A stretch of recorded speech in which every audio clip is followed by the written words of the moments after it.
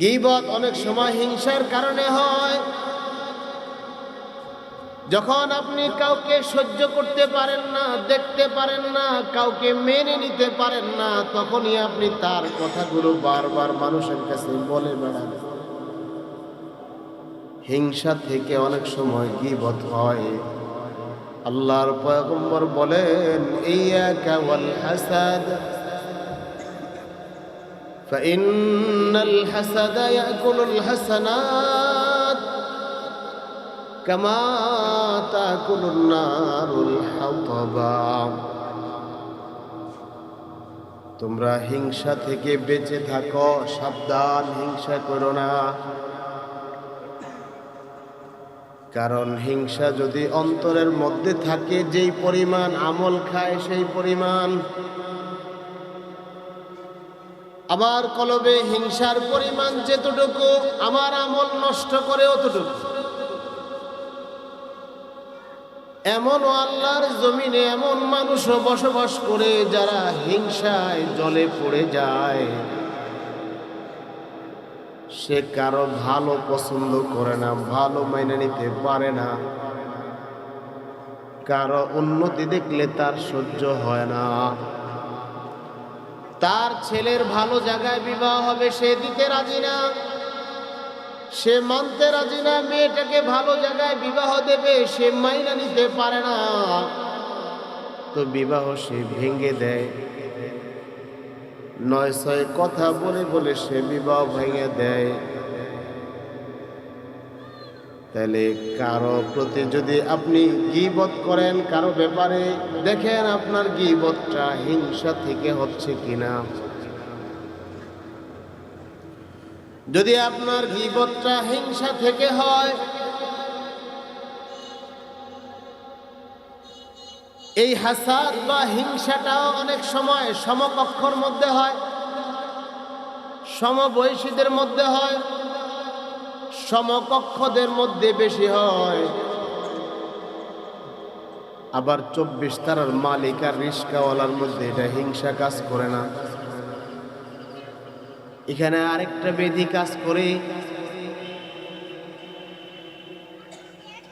কিন্তু সমকক্ষর মধ্যে বেশিরভাগই হিংসা হয়ে থাকে। ওই হিংসা থেকেই সাধারণত গীবত শিকায়ত হয়। গীবত শিকায়ত এটা মারাত্মক একটা গুনাহ এবং অপরাধ। চায়ের দোকানে ২-৪ জন বসে যে চা খায়, 10 মিনিট, 15 মিনিট, 20 মিনিট, ওই পুরা সময়টাই সমাজের কোনো না কোনো মানুষ নিয়ে কিন্তু আলোচনা চলতে থাকে, ঠিক না?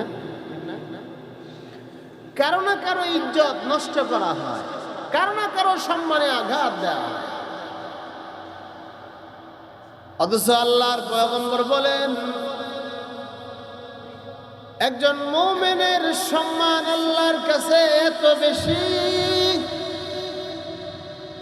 বলে সে যদি আল্লাহর ঘর কাবাতুল্লাহ যদি ধ্বংস করে দেয়, সে কাবাতুল্লাহ ধ্বংস করে দিচ্ছে, বলে ওইটাও আল্লাহর কাছে এত মারাত্মক অপরাধ নয় যত মারাত্মক অপরাধ হইল আরেকজনের সম্মানহানি করা। কোন মানুষটার সাহস আছে কাবাতুল্লাহ ধ্বংস করবে? কোন মানুষটা এই হিম্মত করবে কাবাতুল্লাহ আঘাত হানবে? যদি কেউ হিম্মত করে কাবায় আঘাত হানে, তাইলে পৃথিবীর রন্ধ্র রন্ধ্রে যেখানে ইমানদার বাস করে, ওখান থেকে দৌড়ে আসবে তারে প্রতিবাদ করার জন্য, তারে মারার জন্য। কথা কর। কারণ আল্লাহর ঘর কাবা হৃদয়ের বন্ধন, হৃদয়ের ভালোবাসা, সম্পর্ক, মহাব্বত এই ঘরের সঙ্গে মোমেনের যুক্ত।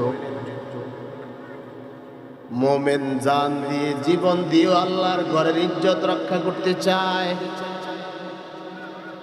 কিন্তু মোমেন এটা ভাবে না প্রতিনিয়ত সে বাইতুল্লাহ ভাঙ্গার অপরাধী অপরাধী। বাইতুল্লাহ ভাঙ্গার অপরাধে অপরাধী প্রতিনিয়ত প্রতিক্ষণ। কারণ আমি যখন একজন মানুষের সম্মান নষ্ট করি, সম্মান হানি করি, তার ইজ্জত নিয়ে আঘাত হানি, তো এটা তো বাইতুল্লাহ ভাঙ্গার চেয়ে মারাত্মক। তো এটা তো আমার প্রতি সময় হচ্ছে, সকাল দুপুর বিকাল কি রাত প্রতিক্ষণেই তো হচ্ছে। তাহলে আমার জন্য বাইতুল্লাহ গিয়ে বাইতুল্লাহ ভাঙ্গা লাগে না তো, এটা তো আমি প্রতি সময় বাইতুল্লাহ ভাঙ্গার গুনাহ আমলনামায় তো নিয়ে নিচ্ছি।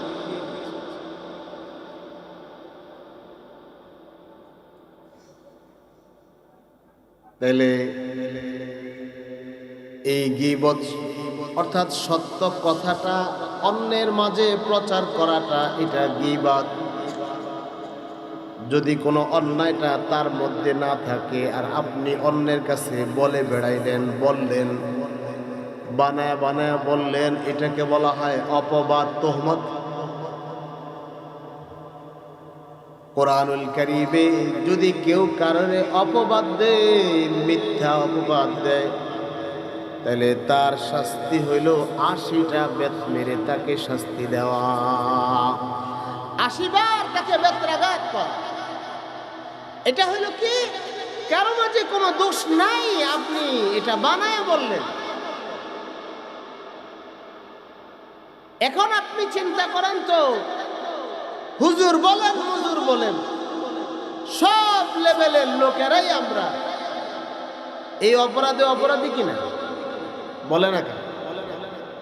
বানায়া বানায়া মিথ্যা বলতেছি, বানায়া বানায়া মানুষের নামে বদনাম করতেছি, যেটা তার মাঝে নাই এটাও বলতেছি, যেটা আছে এটাও বলতেছি। আচ্ছা, যেটা আছে এটা বলতেছি, এটা তো গীবত, এটাও কবিরা গুনাহ। আর যেটা নাই বলতেছি, এটা তো কবিরা গুনাহ, তবে এটার শাস্তি হইল ৮০টা বেত। হ্যাঁ, যদি সমাজে এই ধরনের অপরাধী মানুষগুলোরে ৮০টা করে বেত মারা হইত, তাইলে কমপক্ষে এই অন্যায় আর কেউ করতো না। কথা কন না, আওয়াজ করে, এটা কেউ করতো না। মেয়ে দেখতে আসতেছে তো দাঁড়ায় রাস্তার পাশে, কই যাইবেন? হ্যালো, এই যে তাকে বুয়া ভগবান যাবো। কি হেন কি কয়? এমনি এমনি আমার বলার লাগে একটা মাইয়া দেখতাম, চাইছিলাম, একটা নিউজ পাইলাম যে এই বাড়িতে একটা মাইয়া আছে। ও, এই বাড়িতে যাইবেন? আচ্ছা যান। তার কিছু কম লাগে না। কি ভাই, কি আমনে কেমনে কেমনে না না, আচ্ছা যান না, করাইবেন না, এটা আপনাদের খুশি। শুনছি মানুষে কয় বিয়া বলে খালি ভাঙ্গা যায়। এই যে কুদ্দুর কয়ে দিল, তে বেড়ায় আনতে গিয়ে আবার কি ফেরত গেছে, রিপোর্ট বালা না, বিয়া ভাঙ্গে যায়। তো বিয়া কার ভাঙ্গে? যে মাইয়ার সমস্যা, সেই মাইয়ার বিয়া ভাঙ্গে। আসলে হুদায় এমনি এগুলো নাই সমাজে।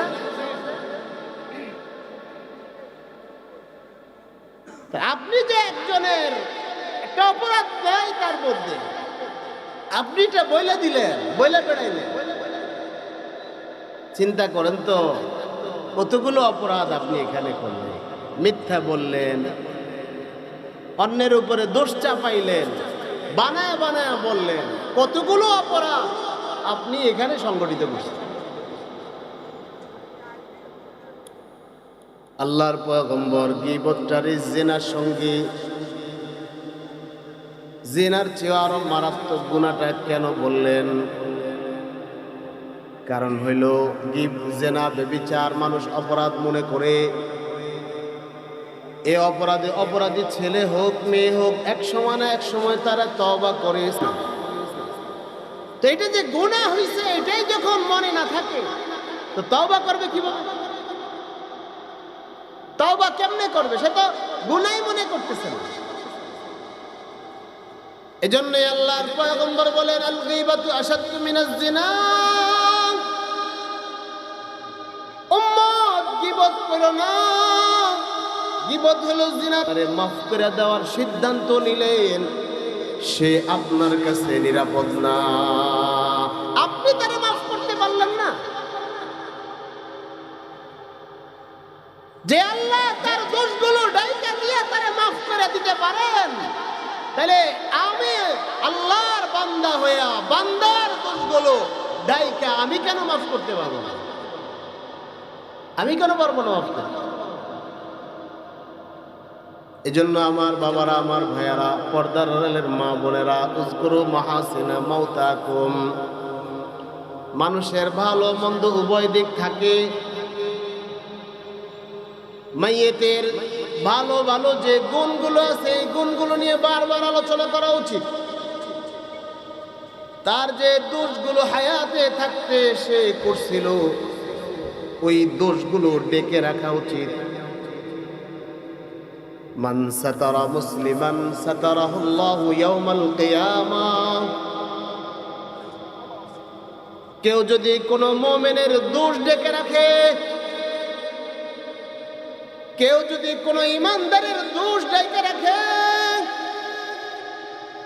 তাহলে আল্লাহর পয়গম্বর বলেন, সাতারাহুল্লাহু ইয়াউমাল কিয়ামাহ, কিয়ামতের দিন আল্লাহ তার দোষ ডেকে রাখবেন। সুবহানাল্লাহ বলেন। একটু চোখ বন্ধ করে ঠান্ডা মাথায় মাথাটা বালিশে লাগায়া এই বিষয়টা একটু কল্পনা করা উচিত। মানুষের দোষ ডাইকা রাখলে আল্লাহ আমার দোষ ডাইকা দিবেন।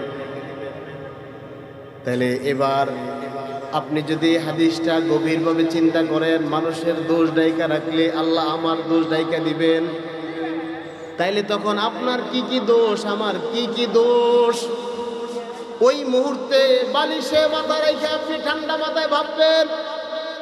তাইলে দেখবেন যে সকাল থেকে সন্ধ্যা, সন্ধ্যা থেকে সকাল পর্যন্ত আপনার আমার দোষেরই শেষ নাই। আপনি আমি গুণই খুঁজে পাই না, আমার গুণ আমি খুঁজে পাই না, আমার দোষের শেষ নাই। তাইলে আমার যখন সকাল থেকে সন্ধ্যা পর্যন্ত এতগুলো দোষ, তখন আমি আরেক মানুষের দোষ তালাশ করার মতো সময় কখন? তাহলে মানুষ তো অপরাধী, মানুষ দোষী, এটা বাস্তবতা। কিন্তু আল্লাহ তাআলা সামাজিক সম্প্রীতির জন্যে, মিল মহাব্বতের জন্যে এমন একটা ফর্মুলা বলে দিছেন, দোষ দেখবা ডাইকা রাখবা, সামাজিক সম্প্রীতি বন্ধন ঠিক থাকবে। দোষ দেখবা ডাইকা রাখবা, মোহাব্বত বাকি থাকবে। দোষ দেখবা ডাইকা রাখবা, হাদিয়া আদান প্রদান চলবে। দোষ দেখবা ডাইকা রাখবা, ঝগড়া বিবাদ থেকে বেঁচে যাইবা। দোষ দেখবা ডাইকা রাখবা, তাইলে একে অন্যের কাঁধে কাঁধ মিলে চলতে পারবা।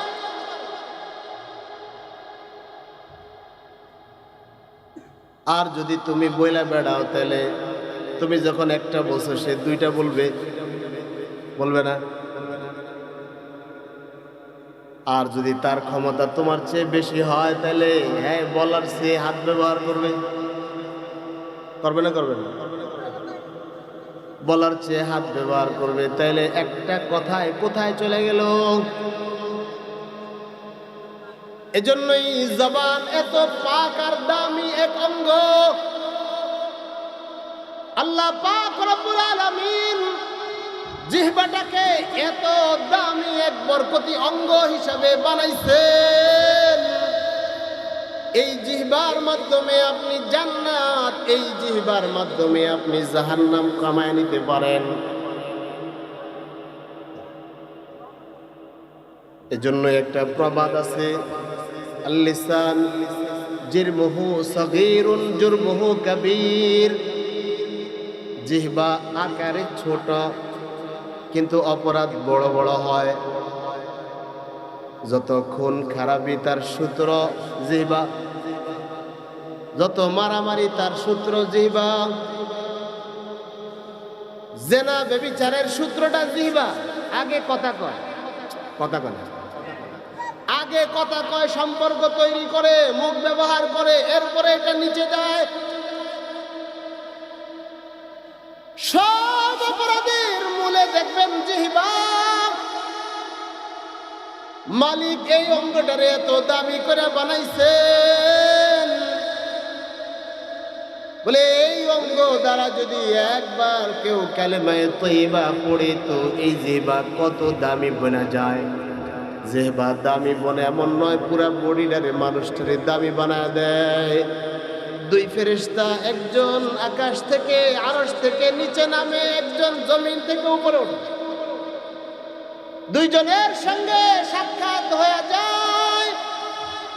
একজনে অপরজনকে জিজ্ঞাসা করে, কই যাও? বলে আমি আরশে যাই। তুমি কই যাও? বলে আমি দুনিয়ায় যাই। কেন যাও?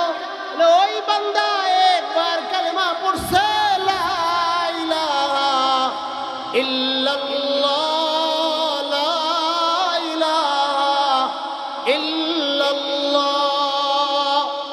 একবার কালেমা পড়ছে, আরশের অধিপতির ফয়সালা হলো, আল্লাহ তার জন্য জান্নাত লিখে দিয়েছেন। আমি তারে সংবাদটা দিতে যাই। বলে তুমি কই যাও? বলে আমি ওই কালেমার আমল নামাটা আল্লাহর কাছে নিয়ে যাই। সুবহানাল্লাহ। তাহলে এই দামি অঙ্গটা, অপরাধটা অনেক বেশি, অঙ্গ ছোট, অপরাধ বেশি। এই জন্যই আল্লাহর পয়গম্বর বলেন, من يضمن لي ما بين لحييه وما بين رجليه أضمن له الجنة। কেউ যদি দুইটা অঙ্গের জামিন হয়, দায়িত্ব নেয়, বলেন কয়টা অঙ্গ? দুই অঙ্গের দায়িত্ব কোনো বান্দা যদি নেওয়া যায়, পয়গম্বর বলেন আমিও একটা দায়িত্ব নিয়ে নিলাম। সুবহানাল্লাহ। কন্যা কোন মানুষ যদি দুই অঙ্গে জিম্মাদার হয়, আমিও নবীও একটা জিম্মাদার হইলাম। মানুষ যদি জিহ্বা আর লজ্জাস্থানের হেফাজত করতে পারে, মাইয়াজমান লি মা বাইনা লিহিয়াইহি ওয়া মা বাইনা রিজলাইহি, দুই অঙ্গের লজ্জাস্থান কেউ যদি হেফাজত করে আর জিহ্বাটাকে হেফাজত করে, তাহলে আমিও পয়গম্বর একটা জিম্মাদারে নিছি, আজমান লাহুল জান্নাহ। বান্দারে কেমনে জান্নাতে নেওয়া লাগে এটা আমি দেখবো। আল্লাহু আকবার বলেন। আমি পয়গম্বর জিম্মাদারে নিলাম তার জান্নাতের, বান্দা নিবে দুইটা, আমি নবী নিলাম একটা। যেটা আমি নিছি এটাই বান্দার চাওয়া আর পাওয়া। বান্দার হায়াতে 60-70 বছরে কি চায়? জান্নাত চায়। যাই করেন দিন শেষে সবাই তো আমরা আল্লাহর কাছে জান্নাত চাই। তাহলে নবী বলে, যাও যাও, যেটা তোমার জীবনের মানসা, জীবনের চাওয়া, জীবনের প্রাপ্তি, এটা আমি নিয়ে নিলাম। তোমারে দুইটা দিলাম, একটা জিহ্বা, একটা লজ্জাস্থান, দুইটা হেফাজত করবা মাথা থেকে পা পর্যন্ত। আল্লাহ বাকি অঙ্গগুলো গুনাহ থেকে হেফাজত করে দিবে। এমন একটা অঙ্গ জিহ্বা, বলে এটা দিয়া যদি আপনি কালেমা পড়েন কত দাবি। জিহ্বারে এমন ভাবে সাজাইছেন, এবং এই জিহ্বার জন্য আল্লাহ তাআলা কালেমায়ে তাইয়্যিবা, কালেমায়ে তাইয়্যিবা কাশাজারাতিন আসলুহা সাবিত ওয়া ফারউহা ফিস সামা। এটা গোড়া হলো 7 জমিনের নিচে, ডালপালা হলো আরশের মধ্যে। কালেমায়ে তাইয়্যিবারে এমন হরফগুলো দ্বারা আল্লাহ সাজাইছেন, যেই হরফগুলোর মধ্যে কোনো নকতা আল্লাহ রাখে নাই। পৃথিবীর যত শব্দ আছে সব শব্দ আপনি উচ্চারণ করতে গিয়া আপনাকে জিহ্বা এবং ঠোঁটের ব্যবহার করা লাগবে। আব্বা, আম্মা, সুবহানাল্লাহ, ওয়ালহামদুলিল্লাহ, ওয়ালা ইলাহা ইল্লাল্লাহু, আল্লাহু আকবার। আপনি পৃথিবীর যত শব্দ বলেন, জিহ্বা আর ঠোঁট দুইটার ব্যবহার লাগবে। কিন্তু বান্দার যদি মুখ দিয়ে 5 প্রবেশ করানো হয়, বান্দা যদি এই মুহূর্তে বিদায় নেয়, তাইলে কালেমা পড়বো কেমনে? জিহ্বার সঙ্গে ঠোঁটের সম্পর্ক লাগবে না, কারণ ভিতরে 5 দেওয়া হয়েছে। তা আল্লাহ বলে, যাও সহজ করে দিলাম, ওই জিহ্বাটাই লাগবে, ঠোঁট লাগবে না। ওই অবস্থাও তুমি বলবা লা ইলাহা ইল্লাল্লাহ। শুধু জিহ্বা ঠোঁট লাগে নাই, সুবহানাল্লাহ কয় নাই। শুধু জিহ্বা ঠোঁট লাগে নাই, যে কোনো হালতেই তোমার আসুক না কেন এই কালেমাটা তুমি ছাইরো না। এটা যদি তুমি ধইরা রাখো তাহলে আল্লাহর পয়গম্বর বলেন, মান ক্বালা লা ইলাহা ইল্লাল্লাহ সাদিকান বিকলবিহি মাতা দাখালাল জান্নাহ। অন্তরের বিশ্বাস নিয়ে কেউ যদি কালেমা তয়্যিবা পড়ে একবার, আল্লাহ তার আমলনামা জান্নাত লিখে দেন। আসুন আমরা গীবত, শিকায়েত, পরনিন্দা, চুগলখড়ি, কুটনামি, বদনামি এটা যে গুনাহ, আগে এটা গুনাহ মনে করি। 2 নম্বর এটা বান্দার হক, এটাও মনে করি। এবং এটা আল্লাহর কাছে তওবা তখন যখন আপনি বান্দার হয়তো তার কাছে বলবেন আমি একটা অন্যায় করছি, অথবা বিপরীত তার প্রশংসা করবেন। এরপরে আল্লাহর কাছে আমি বলবো, আপনি বলবেন আল্লাহ আমি একটা এই গুনাহ করছি, তো তুমি এটা ক্ষমা করে দাও। সমাজের কোন মুমিনের, একেবারেই রিস্কাওয়ালা বলেন আদরা থেকে আদরা, কারো ইজ্জত হানি করার অধিকার কারো নাই, কারো নাই। সে জায়গায় আলেম ওলামাদের দুশ্চর্চা করা দোকানে বসে বসে, এটা তো আরো মারাত্মক বিষয়। আলেমদের কি ভুল হয় না? ভুল হবে না? হয়, হয় না এমন না, হয়। কিন্তু আপনি এটা বিচার করতে পারেন না, আপনি দোকানে বসে বসে এটা সিদ্ধান্ত দিতে পারেন না। কারণ হাসরের ময়দানে আল্লাহ ওলামাদের বিচার যেটা করবেন এটা গোপনে করবেন, পর্দার ভিতরে করবেন। সুবহানাল্লাহ কয় নাই তো? পর্দার ভিতরে করবেন। তাহলে যেই আলেমদের বিচার আল্লাহ পর্দার ভিতরে করবেন, এই আলেমের বিচার আপনি জনসম্মুখে কেমনে করবেন? ওই আলেমের ইজ্জত হানি আপনি কি করে জনসম্মুখে করবেন? বলে আল্লাহ তো এমন আলেমের ইলমের কারণে সম্মান দিয়া পর্দার ভিতরে বিচার করে, আপনিও তার সম্মান দেন ইলমের কারণে। যে কথাগুলো বললাম, আল্লাহ আমাদের সকলকে কথাগুলো বুঝার, মানার, আমলের তৌফিক দান করেন। ওয়া আখিরু দাওয়ানা আনিল হামদুলিল্লাহি রাব্বিল আলামিন। বিসমিল্লাহির রাহমানির রাহিম।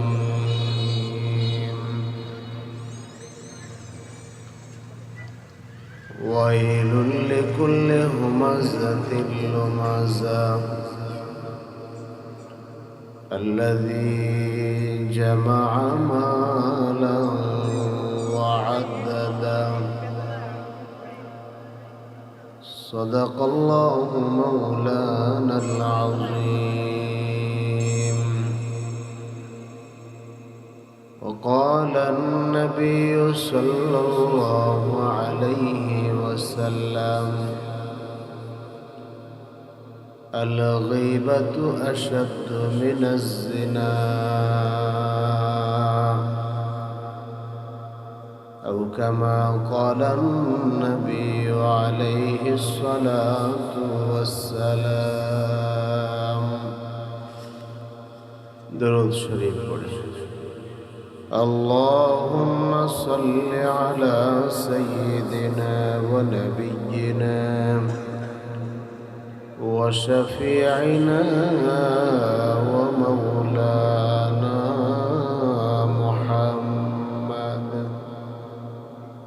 صلى الله تعالى عليه وعلى آله وأصحابه وبارك وسلم. سبحانك لا علم لنا إلا ما علمتنا إنك أنت العليم الحكيم.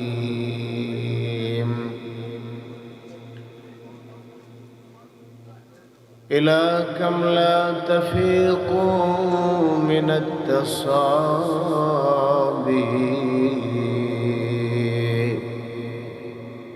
هذا العمر يؤذن بالذهاب خلقت من التراب وعن قريب سنلحق غير شك بالتراب وتحيا بعد موتك كي تجازي بما قدمت في يوم الحساب মক্কা জামে মসজিদ এর উদ্যোগে আয়োজিত ১৬তম তাফসীরুল কোরআন মাহফিলের শ্রদ্ধাভাজন সভাপতি উস্তাজুল উলামা জনাব হযরত মাওলানা মুফতি ইয়াহইয়া রাশিদ কাসেমী দাওয়াত বারাকাতুহু, আমন্ত্রিত হযরত বুজুর্গ উলামায়ে কেরাম, সামনে উপবিষ্ট মুরব্বিয়ানে ইসলাম, পর্দার অন্তরালে শ্রদ্ধেয় মুহতারামা সম্মানিত মা ও বোনেরা, আল্লাহ জাল্লা শানু আমন আওয়াহুম দরবারে আলিশান শুকর, যিনি আমাদেরকে হায়াতে বাঁচিয়ে রেখে দিল দিমাগ মন মগজ ভালো রেখে কোরআন ও সুন্নাহর বাগানে আসার বসার তৌফিক দিয়েছেন এবং দিনই কিছু কথা বলার শোনার সুযোগ দিয়েছেন। এজন্য আমরা অন্তরের অন্তঃস্থল থেকে মহাব্বতের সাথে সমস্বরে কালিমাতুশ শুকর আদায় করছি, আলহামদুলিল্লাহ।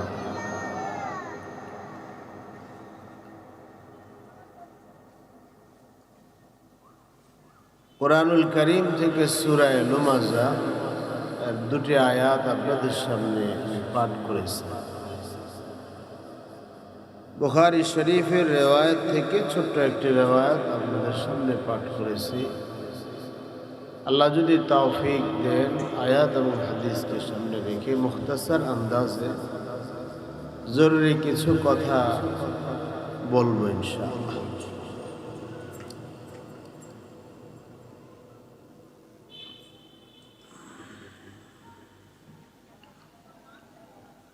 আমরা সবাই বনি আদমের স্বভাব হইল ভুল করা অথবা ভুল হওয়া। মানুষ মাত্রই ভুলের শিকার। আউয়ালুন নাস, মানুষই ভুল করে।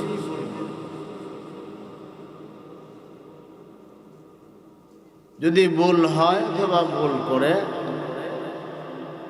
আল্লাহ তাআলা তাকে সুযোগ দেন, ছাড় দেন, অবকাশ দেন এবং বারবার তার কাছে এই দাওয়াতই থাকে যে তুমি ফিরে আসো, ভুল থেকে ফিরে আসো। যদি সে ফিরে না আসে, তাইলে এটার হিসাব হাসরের ময়দানে আল্লাহ বান্দা থেকে নিবে।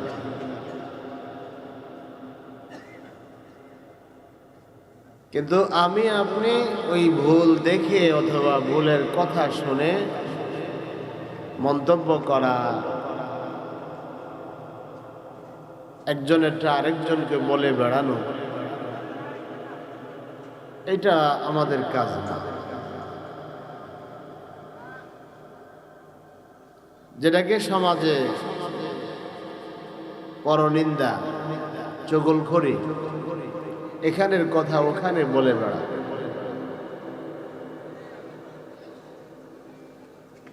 লা ইয়াদখুলুল জান্নাতা কাত্তাত, যে চগলখড়ি করে সে জান্নাতে যাবে না। যে বদনামি করে, কুটনামি করে, গীবত শিকায়াত করে, সে জান্নাতে যাবে। জেনার চেয়েও আরো মারাত্মক গুনাহ হয়ে যায়। সমাজের দৃষ্টিতে এই মানুষগুলো অপরাধী হয়ে থাকে, পরিচিত এটা গুনাহ বলে এমন একটা গুনাহ। তাইলে গীবত হইল কারো মাঝে কোনো দোষ আছে, ওই দোষটা তাকে না বলে অন্য কাউকে বলা, এটা হলো গীবত। এই গীবত অনেক সময় হিংসা থেকে হয়ে থাকে।